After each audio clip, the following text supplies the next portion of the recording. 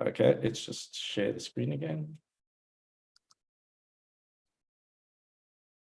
Okay, I just got to reshare the screen just as we. All right, can you see my screen now? Philip, you want to give me a thumbs up? I'm looking for your screen. I'm looking to see where I am here. Okay, no problem. Mine. Somebody else. Okay, there we go. Awesome. Okay, Philip, are you good there? I can see Tamir, but I can't see anything else at the moment. Just give me a second. That's fine. That's fine. Okay, so Philip, you carry on in the background. I'm going to quickly just thank Orjet for the opportunity to present to you today. Thank you for taking the time. I do hope that you haven't used this opportunity to have a siesta, because I'm actually going to get you to do a little bit of work. So it's going to be very much an interactive session. And how we're going to do that is we're going to use an interactive tool that allows us to really engage throughout the session. And we will have, we will open up the mics at the end of the session to get your feedback if you'd like to. So without further ado, just going to the next slide. Has anybody used Mentee before? If you haven't, that's not a problem, because that's why we're going to go through a quick introduction to Mentee. So basically what you're seeing on the screen, and let me just explain to you. So there's no installations required, no downloads. You don't have to install any apps. We're not collecting any data of your personal nature. We're just really getting your input in terms of a few polling questions. So there's 3 ways to access the Mentee app. If you're lazy, you can go to the whoops, sorry, that's one. But you can go to the chat, and in there I've put a link. If you click on that link, it'll take you directly to the Mentee app. Now you can open up this on your device that you're connecting to the Zoom now, or you can open it up on your smartphone as well. If you'd like to open up on your smartphone and you're familiar with how to use QR codes, you can just place the QR code on, you place your camera on the QR code and it'll open up the page for you. Alternatively, if those 2 options don't work, very simple, go to www.mentee.com and it'll ask you to enter a unique code. The code is 3163753. So while everybody's getting up to speed on that, we're going to just do a bit of a, I call this an icebreaker question. So you should now see on your voting app the option to vote. If you can just select your vote and hit submit, and in a few seconds we will be seeing your feedback coming up on the screen. If anybody's having any trouble with the Mentee app, please just let me know in the chat, and I'll help you out with that.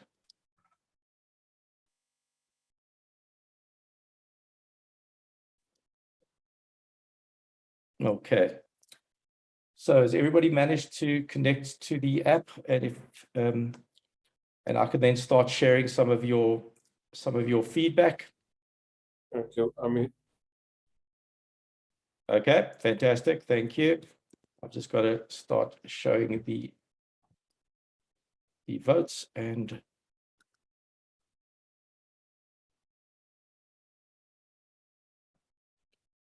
okay, there we go. Fantastic. So as you can see, your votes are coming in, and that's the whole purpose. It's just to really demonstrate how this works.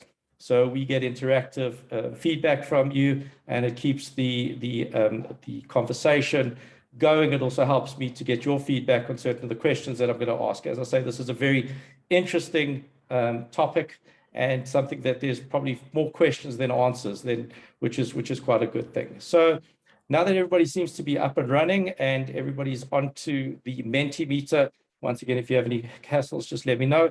Let's get stuck in with another quick polling question. And what I really want to know from all of you today is, what are your expectations from today's Zoom session? And if you really just came here to have a good time, that's fine. I really want honesty. I enjoy people that are honest and transparent. Philip, I was listening very intensely to your opening comments about feedback. I think feedback is very important. It helps us to improve. I think as long as it's done in a constructive way, that helps people to move forward and align. That's why it's very important that I understand exactly what your expectations are. So if you could just give me your expectations for today.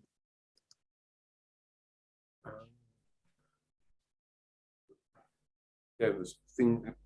What is that code again that bombed out on me? No problem. It's 3163 63. 63. That's on the top 75. There is a sorry, sorry, I missed. No problem at all, Philip. This is what it's all about. It's all about learning. So 753. There we go. Right. Okay. So 63753. Submit. Right.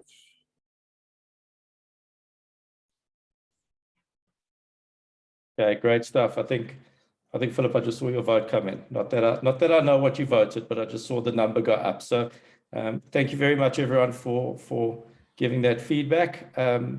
So if we look at your feedback, let's just take a look at the feedback. Most of you have come here to learn something new, and I think that's really what I'm hoping to leave you with today is something different, a different perspective, a different view of things. It's not to scare you, it's to impart knowledge and to help you to navigate what is becoming and certainly has been a very uncertain time for all of us. I hope I'll inspire you. You'll have to let me know at the end if I inspired you. And I very much am eager to hear your ideas. I'm glad no one's here for a good time, because then I would disappoint. But let's leave that as it is, and let's carry on to the next slide. So if we look at it, the question we posed is returning to the workplace. And instead of asking the typical question of, are we returning to the workplace? How do we return to the workplace? I took something that we've probably all become familiar with, and that is what Simon Sinek has taught us. And he's taught us to start with why. And the question fundamentally comes from a place of, before we jump into something, we should always take a step back and understand why we do things. Why do we do things, instead of just saying, because this is how it's always been done, this is how we should do it. And a lot of the time, when we don't ask why, we often get stuck in a situation where we become part of a system. We become part of a hamster wheel, the hamster wheel of life. And we get caught up in everything. And then only after a long period of time, we start asking why. And that can be a very frustrating exercise, because why, at the end of a journey, can lead to a lot of regrets. It could lead to a lot of contemplation. Whereas if you start with the question of why, you can certainly navigate your path going forward. And I always see the way we're navigating through this uncertainty as a lot of, as I say, questions. And people that know me well will know that my saying always goes, there's no such thing as a stupid question. The only stupid question is the one you don't ask. So I always encourage people to ask, because that's how we remain informed. So we've now learned to master wearing masks. We know the discomfort of social distancing. We know what the panic of homeschooling is. We know all of these things. We've become wiser in the way of things we never thought we would be 2 years ago. But we've also realized some very pertinent things. We've seen lots of people sadly pass away, and that's been very tough mentally. We've seen people lose their businesses. We've seen lots of job losses, unemployment. People have had to take reduced salaries, and we're not accustomed to lockdown and curfew. So all of this has been very new. And we struggle to come to terms with these things. And if we look from a pure business perspective, is businesses are going through a similar thing, is because what we typically knew as brick and mortar businesses, they've dramatically had to evolve to online storefronts. You know, a lot of them, if you think about it, how many of you have, first of all, had heard about Zoom before March 2020? Not many of you. Or maybe you had heard of it, but you never used it. And now we use it like it's second nature to us. So a lot of stuff has changed. Digital transformation has accelerated at a pace nobody could have understood.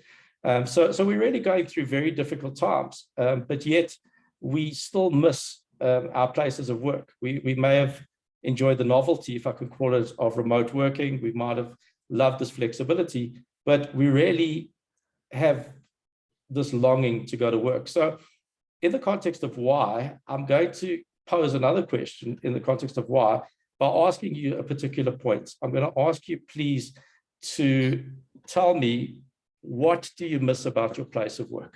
So if you had to think, and I'm respectful of the fact that everybody on this call has a different role, and that's why I haven't called it an office. I'm talking about your place of work. So something maybe outside of your home, if we can use that as a loose definition of your place. So I'm going to give you a few seconds. My mouse is just doing something funny here, and I'm just trying to get it back so I can. Okay, so this one's a little bit different, just in terms of the answer. I'm actually asking you to put in words, and we're using a concept called a word cloud. If you're not familiar with the word cloud, you will be shortly. And basically what it does is it collects the words that you're putting into your responses, and it will group them based on how many people put them together.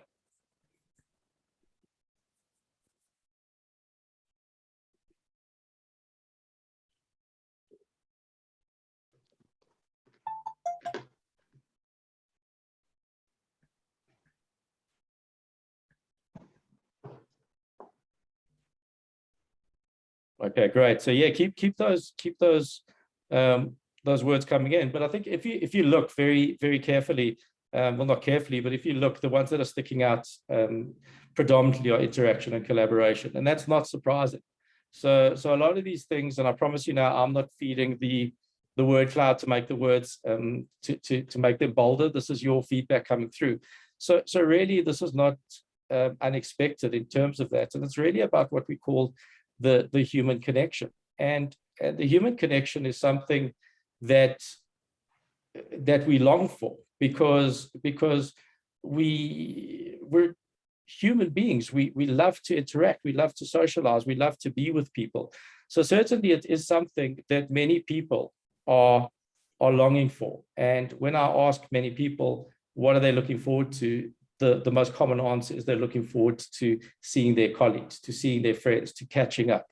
So great. So thank you for that. You will get a copy of all of these, the feedback and that as part of the slides. So no need to worry if you didn't see it. But I'm going to move on to the next slide. So in my simple way, and I'm sure many of you have heard of. Has everybody heard of the water cooler? The typical water cooler conversation. It is a bit of an Americanism, but I think in the context of the audience today, many of you would be familiar with it. So if you're not familiar with the water cooler conversation, let me explain to you what it is. And the water cooler has synonymously been associated with spontaneity. It's those in-office encounters where you would meet up with a colleague, where you're grabbing typically a glass of water, and you would just strike up a conversation.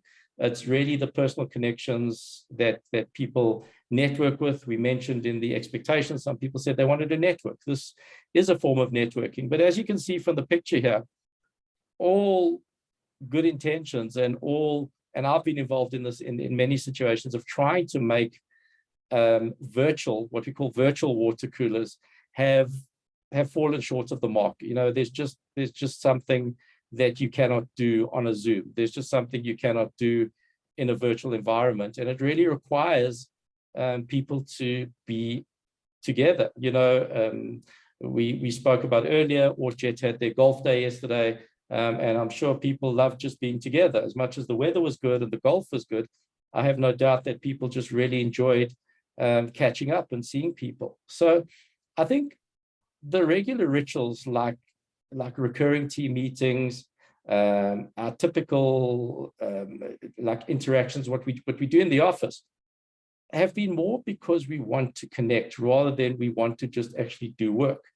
But I think one of the biggest problems that we're facing in this return to work is that there's a disconnect between what employees want and what management want. And if we don't address that issue at the outset, it's going to lead to a lot of friction.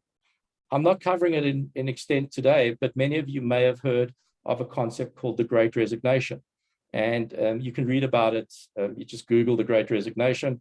I'll include a link. And essentially what the Great Resignation is it's about individuals turning around and saying, well, you know what, if the company I'm working for is not prepared to meet my expectations and to fulfill my needs, well, I'm actually going to leave. And one may say, yeah, but you know, it's just a threat. Everybody threatens they're going to leave their company, they hate their company. But it's there's an element of truth. And if we look at countries that are a little bit further down the curve in terms of returning to work, you will see that this threat is not a threat. It's actual people are seriously handing in their resignations and contemplating other avenues for employment. So I thought, well, instead of me just spontaneously giving you my water cooler moments or my little water cooler analogy, let me take you into a few facts. And this is a survey which is very interesting. It was done, it's called the Workforce Confidence Index, and it's done by LinkedIn. So everyone familiar with LinkedIn, I have no doubt many of you have LinkedIn profiles or have come across LinkedIn. And LinkedIn did the survey, roughly 5,000 people. This was conducted between May 22nd and June 4th. So it's relatively new. And bearing in mind that this is done in countries where they're far more advanced than South Africa would be typically. So I believe that these figures are pretty accurate and reflective of what we would typically see in South Africa. So if you look at that chart, what stands out for me in that chart is there's really little nostalgia for enjoying work as it used to be. If you think about it, the reason that only, if you look down there, 37% of the respondents said they enjoyed work as it used to be. So very few people in that response actually don't long to go back to what their office or their workspace used to be. Instead, in-person collaboration, and as you can see, these are the words that you used, all of you, when you filled out the poll earlier, it tops the list, and that reached 63%. So it really re-emphasizes what I call that water cooler moment. And it's really followed closely, as you can see, by socializing with colleagues and clients. So doing focused work, enjoying the workplace perks, and advancing one's career all rank pretty much in the middle at about 47%, which is really interesting because that's not really why people want to go to work. So if you're looking at the survey and you're looking and you say, well, if you want to attract your staff to go back to work, or if you want to go back to work yourself, why are you going back to work? Are you going to check a whole bunch of emails, to sit in front of your desk in your office and just check through emails or go through spreadsheets? Then perhaps you're not going to be as satisfied as you're expecting to be. So I think if our workplaces becomes what we call, and I've mentioned in that yellow block there, a haven for unstructured collaboration, it could be very valuable, because we've heard about hybrid work models. Everybody's spoken about hybrid work models where people interact in different ways over different mediums. So you're going to have some people in the office, you'll have some people on Zoom, you'll have some people working out of a coffee shop, you'll have some people working in remote locations. So if this unstructured environment is embraced by companies, then there's a good chance that this hybrid model will work. And what you'll do is then you'll have people coming into the office for very specific reasons. They won't come into the office just to do the 9 to 5, which is something that we've been accustomed to. And I think it's a misnomer that by doing more work or spending more time doesn't necessarily translate into getting things done. And we have this thing, well, if I sit at my desk from 9 to 5, I'll be more productive. I could be sitting at home for 2 hours and get more work done because I don't have interruptions. So once again, we have to change our mindsets, which is very difficult, but it's something we are going to have to look at. Measuring success, measuring what does having a successful meeting or having a successful day in the office. As I mentioned in that blue block there, is that this might be just a 90-minute lunch, so an extended lunch. How often have we been sitting in the office and we look and we go, oh my gosh, I've spent too long at lunch, or we take a late lunch so that we don't have to go back to the office. I'm sure many of us have done that in the past because it was frowned upon to spend too much time away from your desk. So now going forward, a 90-minute lunch with a colleague where you can really address issues on a project, on an event, on a problem, on a sales pitch or something like that, that could be time better spent than having meeting after meeting after meeting and just coming into the office for the sake of coming into the office. I think the one thing that is a big concern, and I raise it as a flag again, is that this is going to be very difficult because managers like to measure, they like to control, they like to track.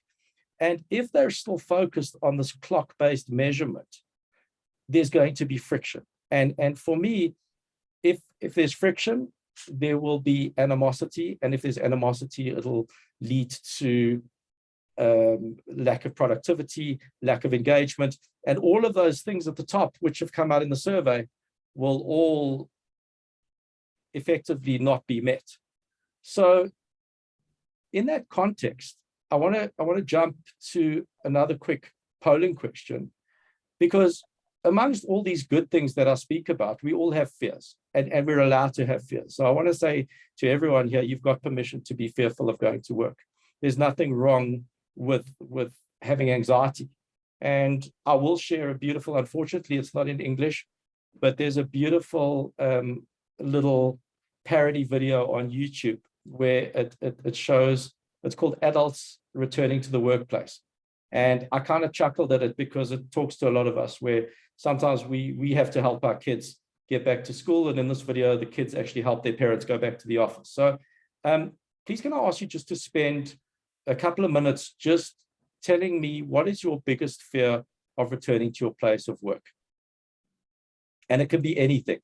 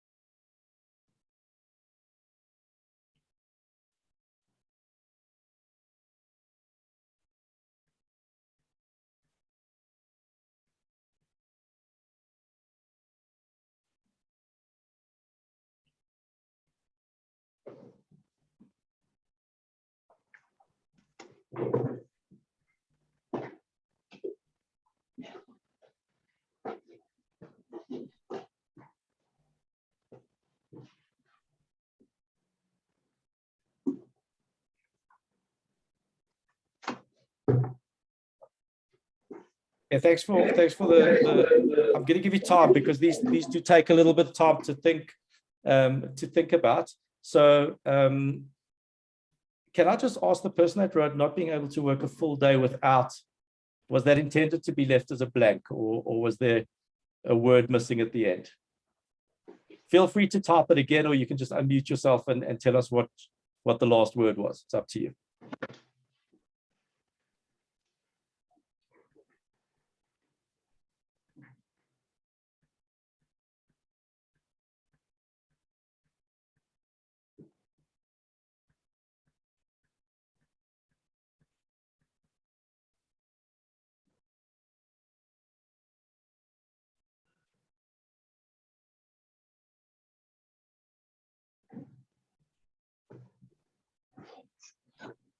Okay, so thank you for that feedback. You can continue, as I say, putting that in, but let's go through some of them. So lack of freedom,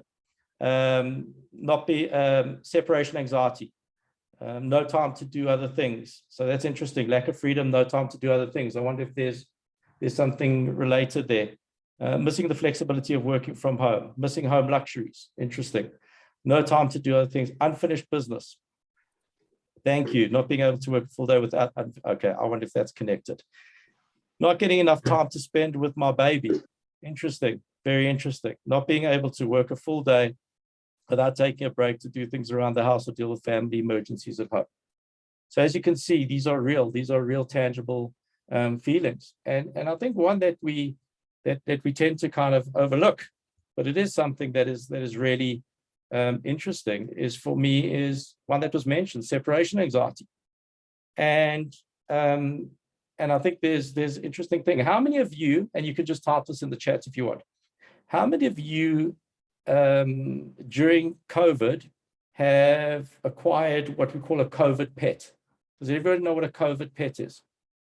It's basically like a dog or a cat or some other animal that you have got as a companion in your homes. Okay, so you can pop it in the chat if you want, but I think yes. So thank you. Yes, my baby. And I'm going to ask the question: is your baby a baby, or is it your furry baby? Okay, AD, my old cat passed away, and I replaced it with a kitten. There you go. And I think it's quite interesting is that your our connection with our animals, and I heard it the other day, is that I went to somebody's house over the weekend, and their little dog wouldn't stop barking at me. And the owner of the home turned around and apologized. He said, "I'm sorry, Ian, this is a COVID dog. The dog's not used to being around people," which I found quite interesting because the dog's lacking social skills. Well, congratulations on your pandemic baby. I think that's beautiful. Okay, so like I say, we've all gained something, but I think the one thing we can be cognizant of is that we can acknowledge, whether we're managers or employees or where we are, because we're human, that there is anxiety as well as some positives that were associated with being at home. You know, of course, it wasn't always easy, juggling things and all that, but there were a lot of positives, and that translates into a lot of fears. And if we look at this, and it's quite interesting, if you actually go to that website, walkmydogspot.com, they actually have a whole article about canine separation anxiety. And they like literally talk about how you can actually help your dog to adjust to you leaving the home. But I actually think it's more meant for humans. It's more meant on how can we adjust for leaving our dogs. But I think in the framework, and just maybe looking at this in the context of trying to frame some of our anxiety and some of our fears, is we need to really break down into three key aspects. Is what can we control? So, for example, we can decide what to eat or drink. We can decide when to exercise and when to rest more. You know, those things typically are what are in our control. What we can influence is we can influence how we engage with other colleagues. So, for example, you can ask your co-workers to keep a distance or wear masks at your meetings. You can't eliminate all the risk, but you might be able to mitigate it to feel more comfortable. So that's something that is in your control. It may not necessarily be totally in your control, but you can influence how it impacts you. The last thing, and I think this is the one we struggle to deal with the most, is what is outside of our control. For example, we can't control whether the weather will stay dry during an outside meeting, or whether your train or bus or if you're using public transport, if that'll run on time. So those things are out of our control. You can put in place contingencies. So you can make backup plans on that, but you need to recognize that you do have limits, and you have to save your energy for items that you can't control or influence. So in light of this, what did I do? I did one of the most important things on my agenda, was to deal with separation anxiety. So I reached out to my business partners, and these are my co-workers, and I think that when I do return to the office, they are certainly going to miss me. But the one thing that I realized, and it's very much, it kind of debunks the myth that you can't teach a dog new tricks. You can teach a dog new tricks. It's how you go about doing it. And for me, it's really about implementing techniques as part of your process. It needs to become part of your routine. It needs to become part of your habits.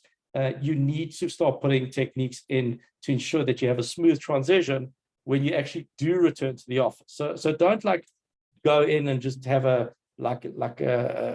just a sudden exodus, like lock up the house, get out of there, go to the office. And I think it's something that we all want to do with our animals to protect them, but perhaps we should be taking some of the lessons from our canine friends and learning from them that we need to do things in moderation. So if we looked at some of the things that you can do in addition to making this transition back to the office and taking some of the stress out of it, is anticipate the change. So the fact is that if you know that you're going back to the office, don't deny it. You have to take out a pen and paper. That's what I always say, is if you want to do something, write it down, not on your phone.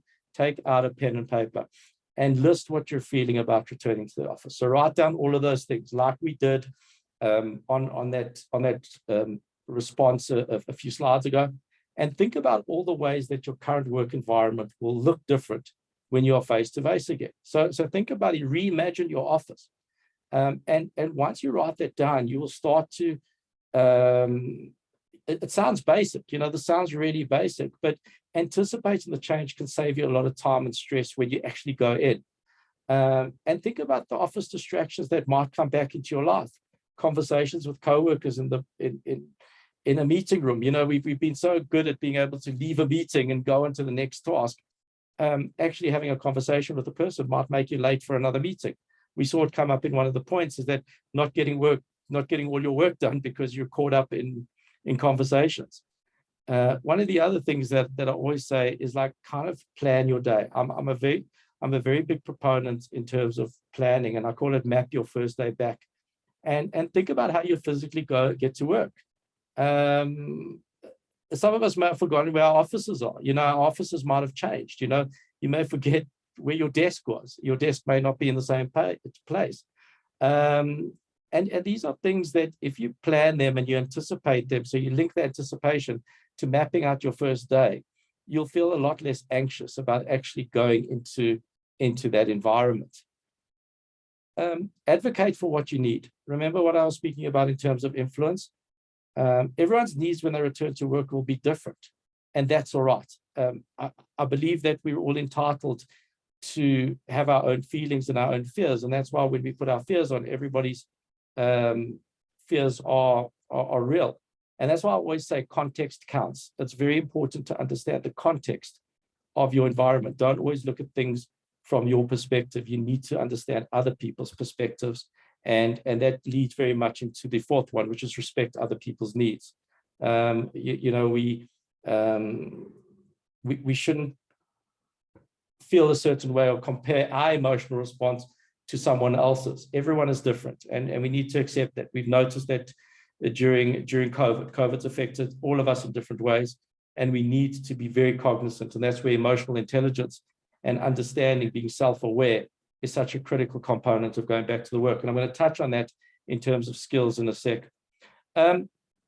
Save some personal time.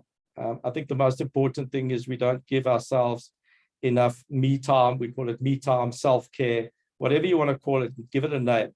And you may be tempted just to go in and try and do a 9-to-5 job because you think, well, I've missed out. It's like going to gym. If you haven't been to gym for a few months, you can't just go and start where you left off. You may want to go in easy. It's maybe like if you've returned after being off ill, you go back and you start off slowly. You need to go in with a bit of restraint, because your mind and your body is not going to be used to going back to the office. So those are just 5 things which I wanted to share with you in terms of how you can manage your anxiety. Very, very personal, but something that each one of us, I think, needs to be cognizant of, rather than ignoring them and say that they're not important. They are important. So what I want to do is, this part is really much about discussing the whole aspect of what is happening with the future of work. And I'm going to take you, this is almost delving into a couple of insights into what I believe the working environment is going to look like once we've overcome some of these challenges of getting back into the workplace, and also to give you some ideas of how you can manage yourselves in terms of your career, should your workplace or should your environment not be conducive to what your expectations are and what your needs are. So I think if we look at this, the reality of the situation is that this has been coming for a long time. We've always been speaking about the future of work. I know I've been doing a lot of stuff on the future of work for many years, and there's been a lot of anticipation around what's going to happen. Will computers replace us? That used to be the biggest problem. I think people are saying, how will computers save us? Never mind replace us. But one of the key aspects here is that, and I alluded to it a little bit earlier about how we've all gained this superpower of being able to connect to Zoom when we couldn't even open up our email. Some of us couldn't open up email, some of us couldn't even search for a website, but we've all learned really quickly on how to connect to a Zoom a meeting, and that's probably resulted in a bit of Zoom fatigue, but I guess that's a topic for another day. But I think this acceleration by COVID has really shown us that this future of work, a lot of these expectations are coming true. So we've got something called job atomization, and I'm going to talk about that in a second in more detail. And job atomization has resulted in a need to collaborate more quickly and flexibility. If you're familiar with jargon in some of the business world, you'll hear of agile. Everybody's talking about agile. You have to be agile. You have to be flexible. Agile project management, agile ways of work, etc. These are things that have become very distinctive in project management terminology. Digital collaboration leverage. We've now seen that we can actually collaborate virtually over different platforms. We can use technology to have meetings that we never thought we could have. And that's resulted in the automation of more manual tasks. So some of the stuff that we used to do ourselves, we've now given over, either intentionally or due to circumstances. We've given up on trying to get all the manual stuff done. We've said, well, if technology can do it, let's do it. It's like placing an order on Take-A-Lot and kind of not having to check and just saying, hey, the thing's going to arrive. We don't have to go into the physical store and pick the product. That's something we've also become accustomed to if we want to look at that in a personal context. And that automation has resulted in a change of needs in the workspace. So if we quickly looked at something what I call job atomization, if we look at an evolution of careers, and what we've seen is effectively from the 1950s to the 1970s, and some of you on the call may be familiar with this, or you've had this experience with people that you've worked with, or from previous generations, you'll know that there was this concept called jobs for life. And companies do everything for themselves. They hire the best people. They basically they have people that spend their whole careers in that company, and they rely very much on inside knowledge, reputation, trust, and the networks are critical. And you'll typically associate that with the golden handshake or the watch. You get like a watch at the end of your career. That's where that terminology becomes synonymous. If we look to the 1980s through 1980 to 2010, we started to see a trend of where people would be looking at jobs where the duration would be on average 3 to 5 years. And there was a whole model called outsourcing. And outsourcing basically meant that you outsource basic functionalities. You outsource repetitive tasks, accounting, logistics, stuff like that. That is what we talk about when we talk about outsourcing, which means that it's very different because companies then were very selective in terms of what skills they needed, what people they would employ. And business education and the internet made knowledge and talent and the transfer much easier, because now you could go online and find a career, or you could go to Careers 24, you could go onto those websites, some of the ones in the early days, and you could look at job specs. You wouldn't have to go through a traditional recruitment agency or headhunter, or your network is still critical, but it wasn't as critical because you had these digital means. And the whole concept of professional services, otherwise known as consulting, that became something very much acceptable or more acceptable during the 1980s and the 2010s. If we look now at where are we going 2020 onwards, and this is what we call work as a service, and you may have heard terms like the gig economy, gig workers, contract workers, and I'll talk about it, a few platforms in a second, but companies radically shrink their headcounts. And I think COVID once again has accelerated that. So what we're seeing is less than 50% of adults have a permanent job by 2030, which is quite scary to think about it, because that's all we've been thinking about our whole lives is security, having that job security, having a job. And all other work is outsourced to experts. So what does that mean for you as an individual? Do you have the right skills? Are you being positioned correctly to make sure that you are still marketable and you are still relevant in that whole context of a work as a service? If we just looked at it, the talent market is starting to have converging needs, but they're looked at it from a very different perspective. And as I say, I'm not going to go through all of these. You'll be able to look at them in the slides when I send them out. But I think the individual preferences is that we want greater autonomy. We want to be more in control. And a lot of people said that, a lot of you said that in your responses, is that we want to have more control over how we engage. Can we spend more time with our families? Can we do stuff around the house? So that greater autonomy is a preference. We'd rather have that. We want more flexibility and variety. And the corporate hiring preferences, they want greater strategic flexibility.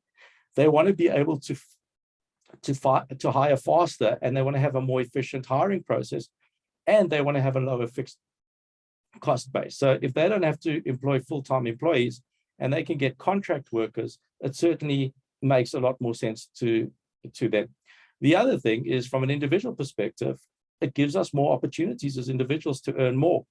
And from a hiring perspective, from a corporate or an organization, the talent pool has grown because they can now hire from anywhere around the world. So you've got this increase in people wanting to market themselves to earn more, therefore creating that bigger access. So when you read that in the context of how they are converging.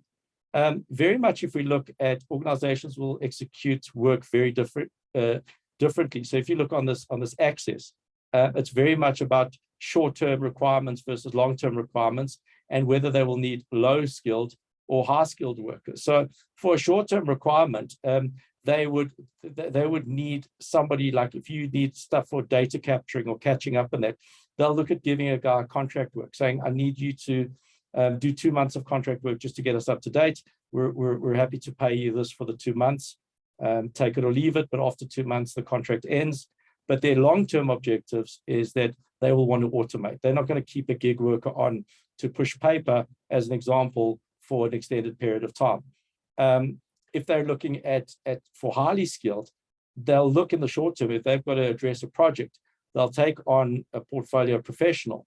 But if they're going in once, like if you look at a company that's evolving, they'll then look at permanent hires. So once again, it's very interesting to see how companies will hire or execute work over the short term. Equally, how different it's going to be in terms of what their needs are in terms of employment for the long term.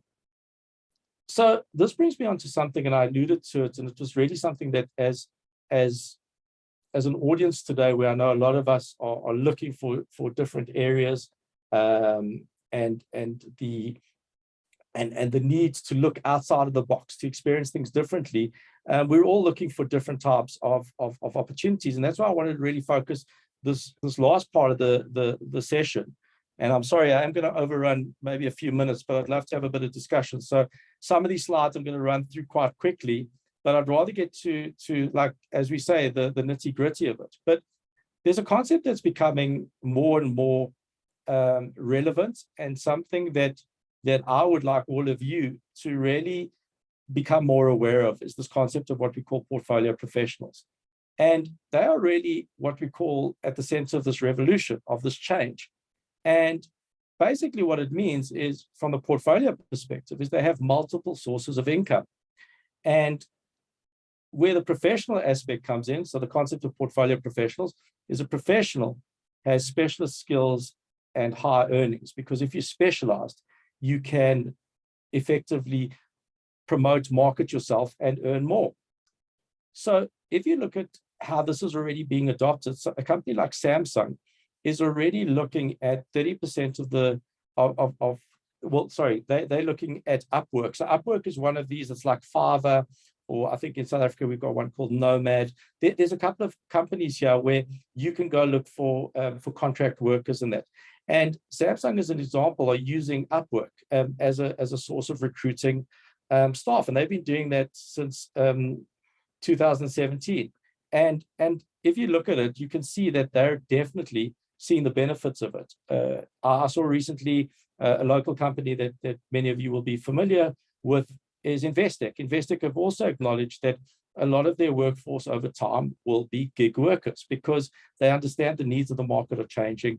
And if they want to attract the right talent, they're going to have to accept that. So once again, I think corporates are definitely accepting that this is going to be the way of the future. So once again, it's not just small companies that are accepting this, it's the larger companies as well.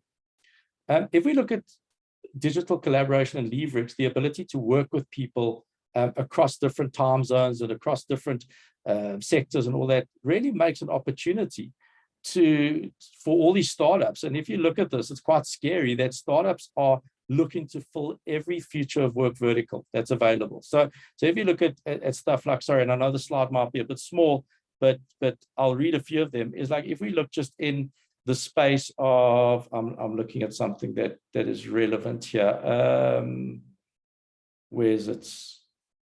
There was one here on events and voice. Okay, so voice and video, we've seen this. Like if you think about it, we only knew a few companies and all of that, but look at all these startups there. Calendars and meetings. Geez, how many of you thought there was only Outlook around? Look at all of these companies that are coming in. And remote talent, look at that. That's a really interesting one. All these startups that are coming, and that's the one. Future of work events is you've got all these new virtual platforms. That's what I was alluding to, is looking at different ways of how we're going to host events. And if you look at it, startups are definitely jumping on the bandwagon.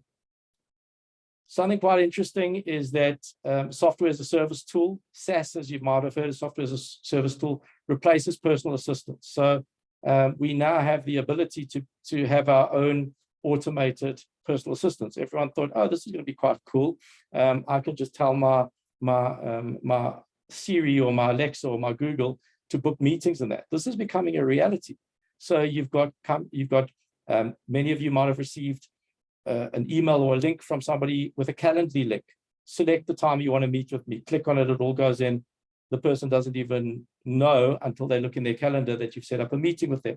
So once again, these tools are changing the skill set, the skill levels that are required, and it's requiring people to change their skill set in an increasingly automated world. So if you look at some of the skills that are going to be needed in this future of work, you have to look at the ones that we've heard a lot about: critical thinking, communication. What are some of the other? Developing relationships, teamwork effectiveness, self-awareness and self-management, goals achievement, digital fluency and citizenship. It's almost becoming like a language. And I think if you look at most of those, there's a very strong human element here. There's a very strong link towards your emotional intelligence. And that's why, as it was mentioned in my introduction, is that I am a proponent of emotional intelligence, because I believe it's a quality we all have. In some of us, it may be an untapped quality, but it's something that we can all work on, and we can improve our emotional intelligence, our skills, to make ourselves self-aware and be able to be more relevant in this future work. So if we look at some of the old requirements, let's look at this in a very quick matrix, is planning and ways of working. The old requirement was managing in-person teams. The skill now, the new requirement for that skill is managing remote teams. And we know what a battle that is. We know already what a battle that is, but it's going to continue. So what are individuals, what are leaders, what are managers going to need to do to adapt to this new requirement? Communication, communicating with clarity and empathy, we spoke about it, is that yes, it's one thing to tell people off or to tell people you will do this, but if we look at it, we're all in a different headspace. We're all struggling with what we've had to overcome or what we're still overcoming in our lives. You need to be sincere. You need to be empathetic. You need to consider people. And that's not a quality that every leader or manager has. Teamwork, effectiveness, the list goes on. And as I say, these are skills that are becoming more and more needed, not necessarily nice to haves.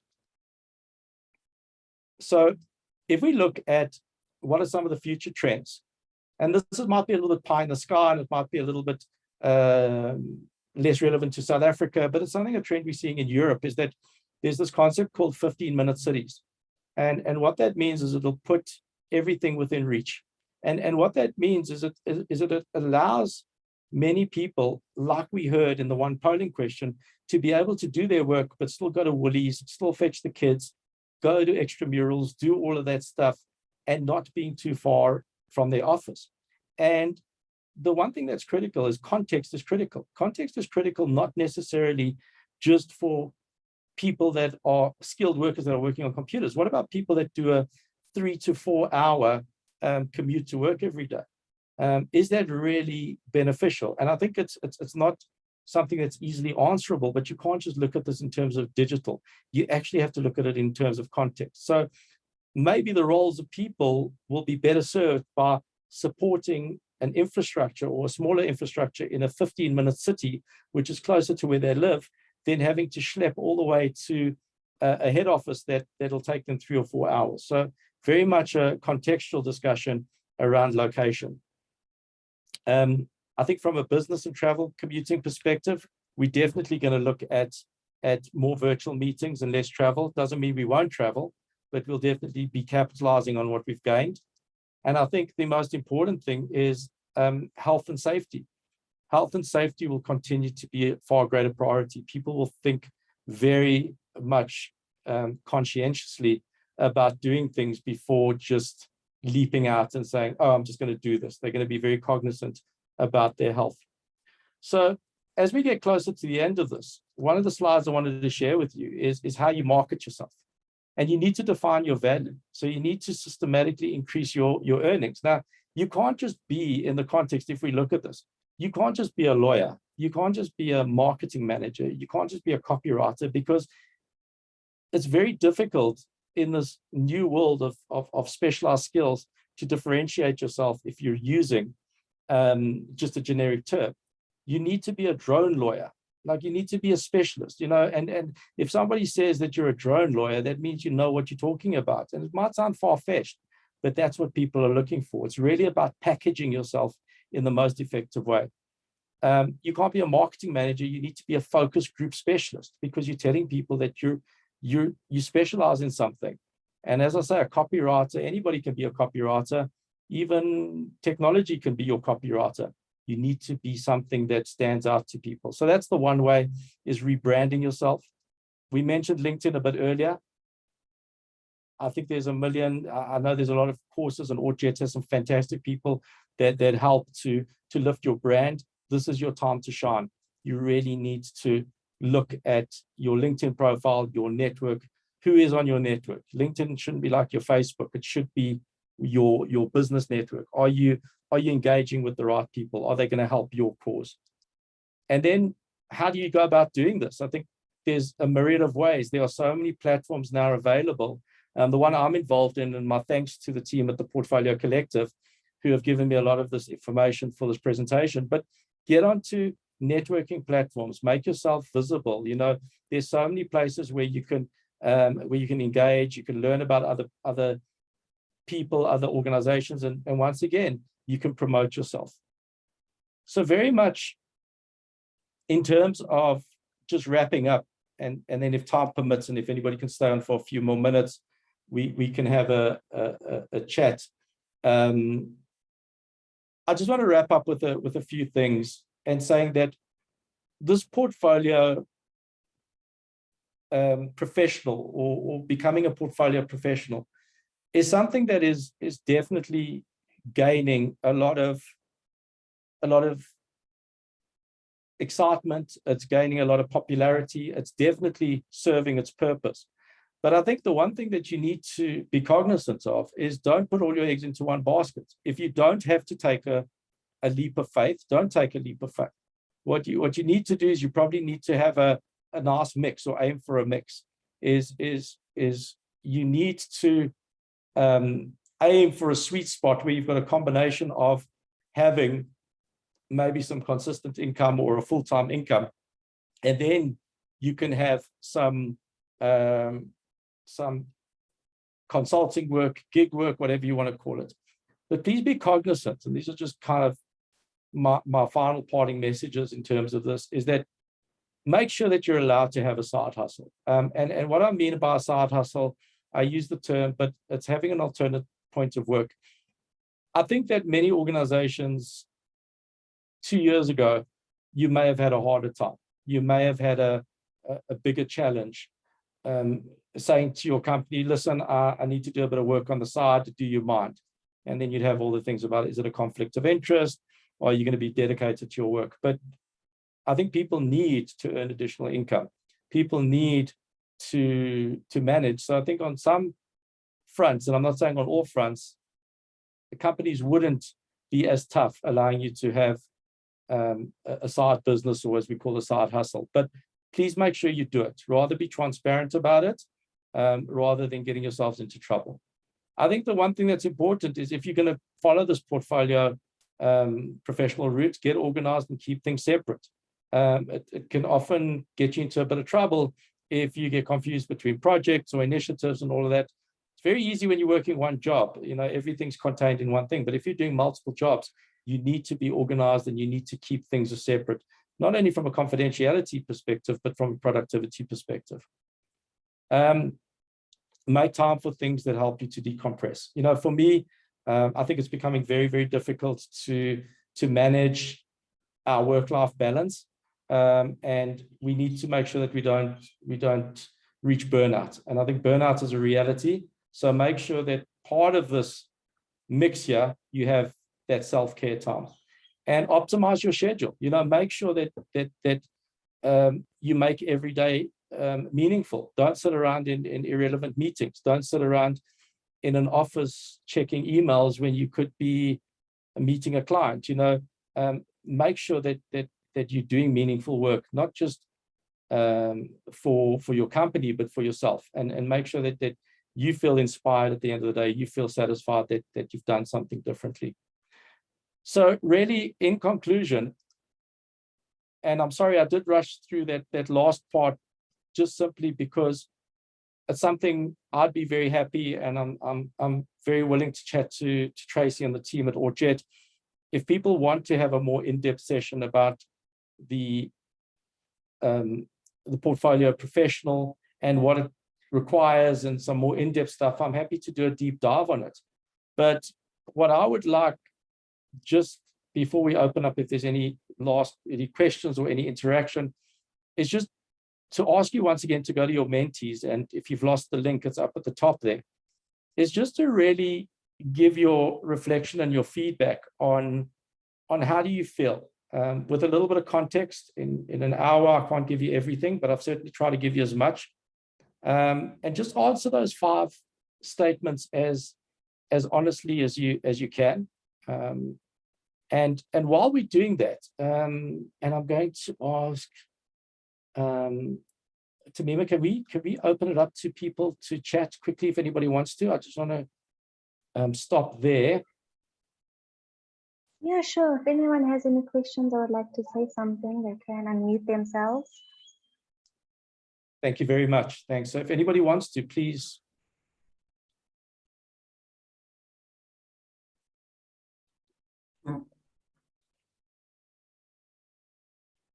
Philip, do you want to say something? Sorry, my screen's just gone. No worries.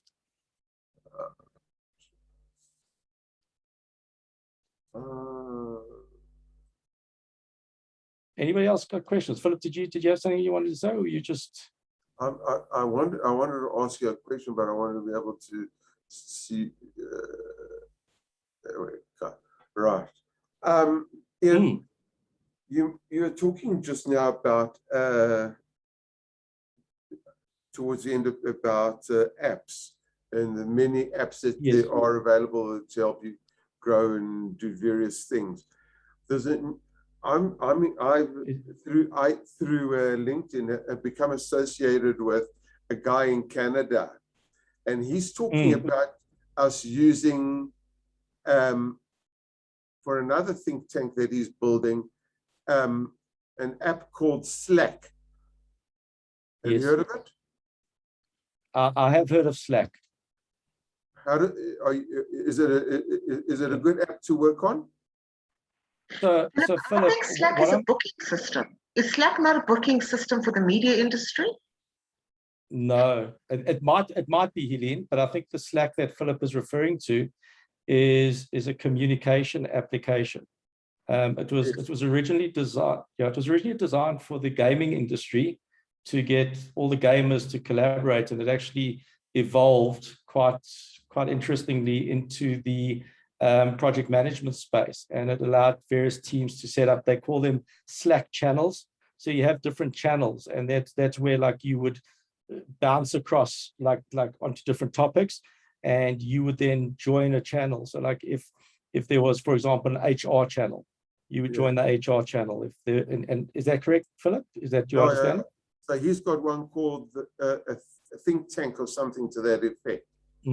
Yeah. So look, Philip, I'm happy to have a side discussion, because probably Slack's not relevant for everybody on this call. But I think just maybe to point out that you're going to find a myriad of these tools out there, and there are so many. Like I couldn't even list the ones I've listed on the slide. I just went back to the slide. If everybody's looking, these are more platforms where you can actually learn more about how you can gain access to generate income for yourself. These are places where people are looking for people with individuals with specialized skills who are willing to, and it's really where you would promote yourself. It's like a hiring platform, but not for permanent work. It's more for, as we call, gig work. I'm sorry to use jargon, but that's what people really do. Is it's the gig work that. Would it work for contract work? Absolutely. So that's very much. All of these things are gig work and contract work, but they're very much short. They're short projects, because that's what people want. Is they want to get stuff done, they want to get paid for it, and they want to move on to the next thing. And I know it sounds very, for many of us who feel like you feel very brand loyal, or you feel like you want to be associated with the company, it's sometimes very disheartening, or it feels strange. But that's the future's become like that. Is where I take a lot of like inspiration from my son, and I look at my son when he plays these video games. And if you've got young kids that play it, it's very interesting to observe that when they complete a mission, or they complete something, they never look back. They never go and replay that mission. They never go like to start at the beginning again. They're always looking to the next challenge.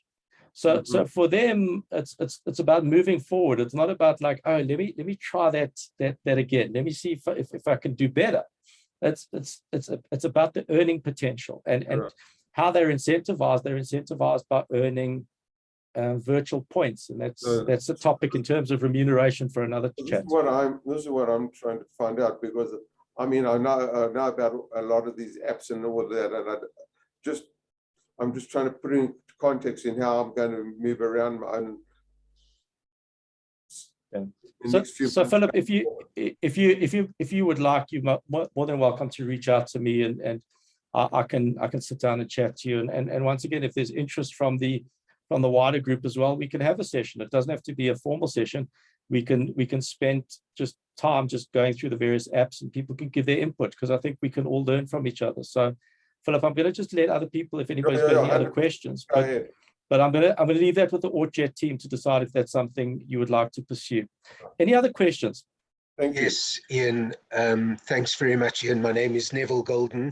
I really liked your presentation. I liked the way you combined the issue of returning to work with the new world of work and what we can expect in the future. So I think it was really masterfully done.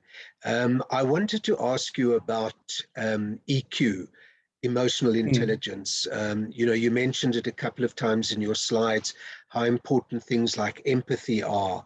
You know, it's not just leading with, you know, with vision and mission and all of those good things, but it's also leading and listening with empathy. And I think the whole COVID thing has really highlighted the need for managers and leaders to show empathy and to show care and compassion for their people.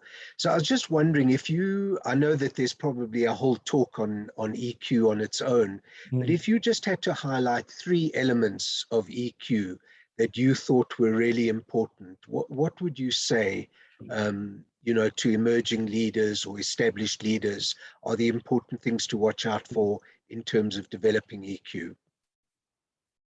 Neville, first of all, thank you once again for the compliments on the presentation, and that's always valuable.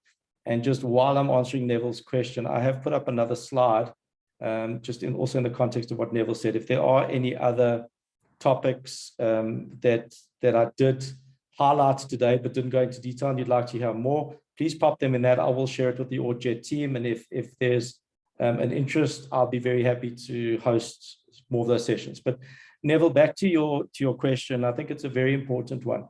The first thing for me is, if you, from an EQ perspective, if you want to understand others and if you want to understand how other people respond, and that, you need to understand yourself. And I think the most important thing that highlights emotional intelligence for me is self-awareness. And I've mentioned it a couple of times, and just to explain briefly what self-awareness means. Self-awareness is twofold. It's really about how we come across to other people. Because, you know, I use the analogy that I know people hate hearing themselves on microphones. They hate hearing their voice because it sounds so different. It doesn't sound like you. And that's very much akin to how we think people experience us compared to how they actually do. So it's very much about understanding ourselves, the impact we have on other people, and also how to manage that. If we know that we're going to have a negative impact on someone, or somebody's going to be very sensitive to something, we need to self-manage. We need to be contextual. And I think that for leaders, that is a skill that doesn't come naturally, because we often think about getting the message across, but we don't think about the impact of the message. The second thing for me is very much about authenticity. And authenticity is a difficult one, because authenticity means that if you're going to be authentic and you want people to, but your intention is going to be transparent, you need to be vulnerable. And being vulnerable means you're exposing yourself. And from a leader's perspective, that's why sometimes leaders, and I think not even leaders, most of us put on a mask, because a mask protects us. It protects us from people actually seeing our vulnerabilities. And if you accept that we all got vulnerabilities, that we all are not perfect, that even if you're a leader, you're not perfect. If you can accept that in yourself, you can then be far more aligned with the people that you're working with, because they know that you're a person of authenticity, and that your intentions are pure. The final one I would say, Neville, is very much around listening, and very much we always think that we need to be heard. We always think that we've always got to have a message. We've always got to be, as a leader, we always think that people want to hear from us, and it's not. People want us to listen to them. But once again, it goes back to being authentic. And I'll use one just last example, and then I'll see if there's any other questions. It's really about, Neville, like if I say to you, Neville, how are you? I better make damn sure that I'm willing to listen to everything you have to tell me. It shouldn't just be a formality. And how often do we do it as a formality, and we actually ignore or we dismiss what the person is trying to tell us? We've invited the person to share how they're feeling. And if you are not intentional, and I think it all links back, if you're not intentional and you're not authentic, then people won't trust you. And that's the most important thing, is if you want to be trusted, you need to genuinely, and that might mean that like a 5-second interaction in the passage may turn into an hour call, because the person may turn around and say, well, you know what, Ian, I actually want to tell you how I feel. Can we sit down? You can't turn around and say, oh, sorry, I don't have time now. Well, then why did you ask me how I felt? So once again, it's about reframing your engagement. And as I say, it starts with yourself. You can't expect your staff to become emotional intelligent. As a leader, you need to make the first move. Neville, does that help answer your question? It does. Thanks, Ian. It's a little taster, and I'm sorry I can't access the Mentee thing, but I would add a discussion around EQ and how to build EQ as one of the topics of information, topics that would certainly be useful for further exploration. Right. Thank you. Thanks for that feedback, Hi. Neville. You're welcome. Hi, sorry to interrupt. We've run out of time. We've overrun. No, our I'm time, so and it's been sorry, so Helene. interesting. No, not at all. It's been an incredible topic, and I can see from everybody that we need to run another one. I'm afraid we cannot take any more questions because the team is actually running into panel meetings in the next 10 minutes. But Ian, no thank you problem. so much. Tamir will end off. One moment.